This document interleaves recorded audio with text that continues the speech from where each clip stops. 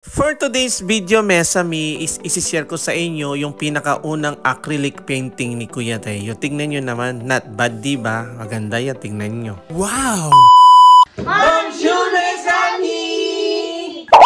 Bata pa lang si Kuya Teo is nakitaan na namin siya na mahilig talaga siyang mag-drawing. Kaya nung nakarang birthday niya is rinigaluhan nga namin ng isang set ng pang-painting. Wow! At dahil lumalaki na si Kuya Teo, alam namin na hindi na siya masyadong mahilig sa mga laruan. Kaya heto na nga naisip kong irigalo sa kanya. At tuwang-tuwa naman siya nung binuksan niya ito nung birthday niya. Kaya heto na nga i-unboxing na niya para masubukan na nga daw niya at para makapag-drawing na siya. Noong August pa namin na ibigay yan at dahil nga kinabukasan is pasukan na, so na-busy na siya sa school. Tapos after a month, heto na nga at bubuksan na niya at i-unboxing na niya dahil excited na talaga siyang gamitin to para makapag-painting na siya.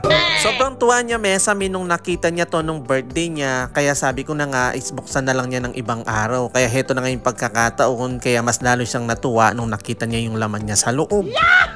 At bali ito na nga yung itsura niya, yung pinaka-box niya, siya rin yung pinaka-stand niya, tapos yung mga gamit nasa loob, ayan siya. Wow! Bali nung mga araw na to, meron kami nagtitrending na video na sunflower na tanim ni Mama Neri. Kaya nag-request ako sa kanya na ito na lang muna yung i-drawing niya. At sabi ko sa kanya, kapag magdo-drawing siya, isasabihin niya sa akin para mabidyohan ko siya. Tignan niyo naman, di ko na siya nahabol, sinimulan na niya.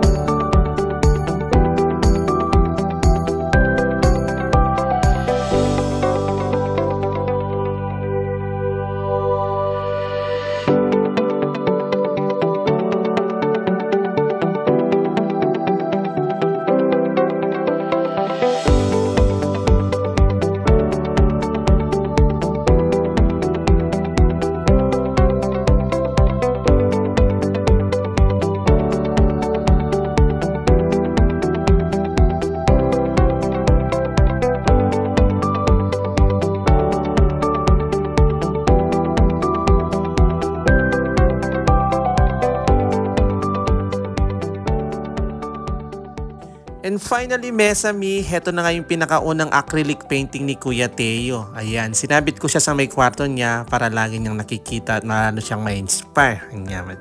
Thank you for watching! Again to! Ciao!